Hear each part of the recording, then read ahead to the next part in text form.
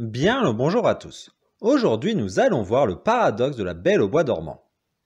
Dans cette vidéo, je vais tout d'abord vous énoncer le paradoxe, puis je vous fournirai la solution pour savoir si c'est une antinomie, c'est-à-dire une preuve d'hypothèse fausse, un paralogisme, c'est-à-dire que le raisonnement n'est pas valide, ou si c'est un waouh, c'est étonnant, c'est-à-dire que la conclusion est correcte malgré son apparence.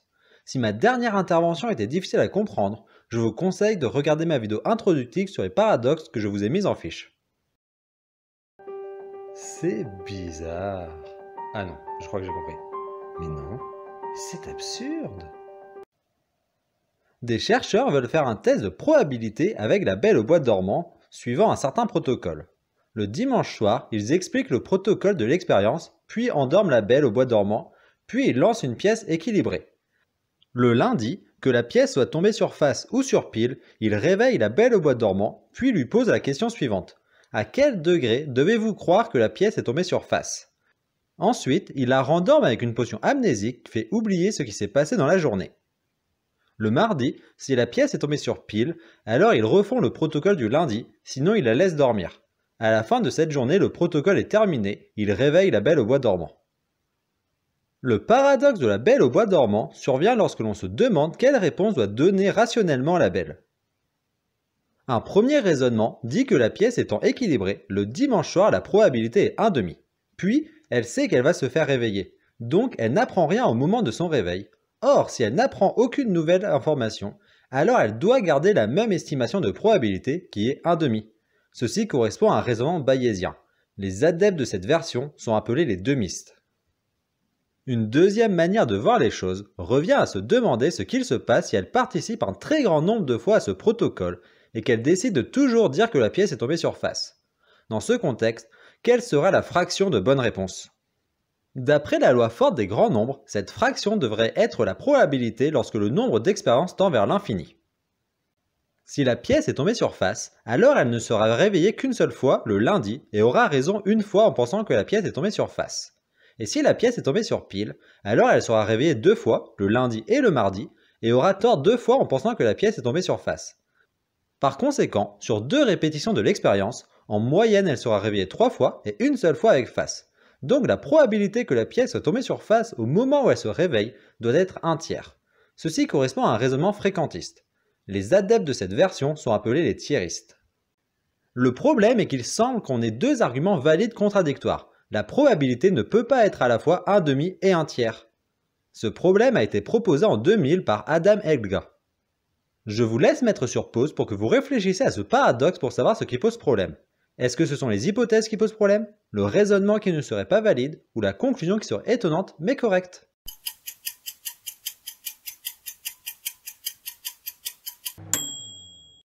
Avant de poursuivre, je vous conseille de vraiment prendre le temps de vous demander si vous êtes tiériste ou demiste. Une fois que cela sera fait, testons votre intuition avec une variante. Il existe une variante de la Belle au bois dormant où l'on imagine qu'il y a 10 milliards d'êtres humains à un moment donné et que Dieu décide d'arrêter la vie de tout le monde et de suivre un certain protocole.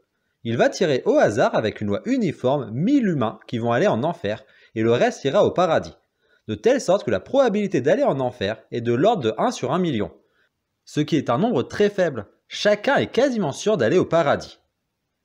Imaginons que Dieu s'amuse chaque jour à refaire vivre les 1000 damnés plus une personne qui ira au paradis, et à la fin de la journée, les damnés subiront une amnésie, et le sauvé sera envoyé au paradis. Cela pour chaque sauvé, c'est-à-dire presque 10 milliards de fois. La question que l'on peut se poser est, au moment de mon réveil, devrais-je me croire sauvé ou damné? Les demistes pensent qu'au réveil, n'apprenant rien, je dois continuer à garder la même estimation de probabilité d'être damné, soit une chance sur 1 million, donc je suis quasiment sûr d'être sauvé. Les tiéristes pensent que sur 10 milliards de tirages, il y en aura 1000 où je serai damné et où je devrais me réveiller 10 milliards moins 1000 fois. Mais il y aura 10 milliards moins 1000 tirages où je ne me réveillerai qu'une seule fois. Donc en moyenne, il y a autant de réveils que je sois damné ou pas. Donc j'ai une chance sur 2 d'être sauvé. Un troisième raisonnement suppose que je n'ai rien de particulier par rapport aux 1000 autres personnes, donc que j'ai les mêmes probabilités d'être damné. Or, parmi les 1001 personnes, un seul est sauvé. Donc, la probabilité d'être damné est de 0,999. Dans le cas de la Belle au bois dormant, il serait demiste, mais pas pour les mêmes raisons. Les demistes pensent que je suis quasiment sûr d'être sauvé et que les 1000 personnes vivant la journée avec moi sont quasiment sûres d'être damnées. Une troisième vision pense que nous sommes quasiment sûrs d'être damnés. Et les tiéristes pensent que j'ai une chance sur deux d'être sauvé et une chance sur deux d'être damné. Ceci peut se justifier car initialement je suis quasiment sûr d'être sauvé, ensuite quasiment sûr d'être damné sans tenir compte de la probabilité initiale, ce qui se compense et finalement donne une chance sur deux. Cette nouvelle version du paradoxe ne prouve rien, mais permet de jouer avec nos intuitions du problème. Ce problème fait débat, il n'y a aucune réponse faisant consensus, cependant, personnellement je suis tiériste. Pour le comprendre, il faut se demander quelle est la probabilité que la pièce soit tombée sur face dans l'hypothèse où les chercheurs disent à la Belle au bois dormant qu'on est lundi, en supposant bien évidemment qu'ils disent la vérité. Par symétrie, le lundi il n'y a aucune différence entre pile et face, donc je prétends que la probabilité est 1/2. Cependant, si on utilise la formule de Bayes avec ce constat, on doit trouver que la probabilité initiale du problème est 1/3, ce qui justifie le tiérisme.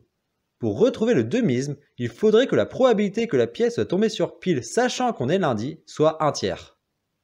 On voit que dans l'hypothèse où la Belle au bois dormant apprend qu'on est lundi, alors les demistes et les tiéristes s'inversent. Il existe une version appelée double demiste où les personnes pensent que la bonne réponse est 1/2 dans les deux cas car l'information du jour n'a aucun impact sur la pièce. Cependant, cette position me semble peu fréquentable car elle ne respecte pas la formule de Bayes, qui est une loi fondamentale des probabilités. Je vous ai expliqué mon argumentaire pour le tiériste, mais il faut quand même être capable d'expliquer pourquoi l'argument demiste ne me semble pas valide. Car pour l'instant, j'ai juste argumenté de pourquoi le tiérisme me semble mieux fonctionner. Les demistes utilisent un théorème bayésien disant que si je n'apprends rien, alors je ne dois pas changer mes crédences. Et les demistes prétendent que la Belle au bois dormant n'apprend rien au moment de son réveil. Ce qui est vrai, mais elle apprend le protocole avant son endormissement. Donc, ce qui me semble fallacieux est de supposer que pour la Belle au bois dormant, la probabilité de 1/2 le dimanche, rien ne l'assure. Au moment de son réveil, la probabilité qu'elle doit assigner ne change pas, mais elle ne doit pas nécessairement être égale à 1/2. Elle pouvait déjà valoir 1/3, ce qui me semble plus logique avec des probabilités conditionnelles sur le lundi. Cette vidéo étant maintenant terminée, je vous laisse vaquer à vos occupations, au revoir.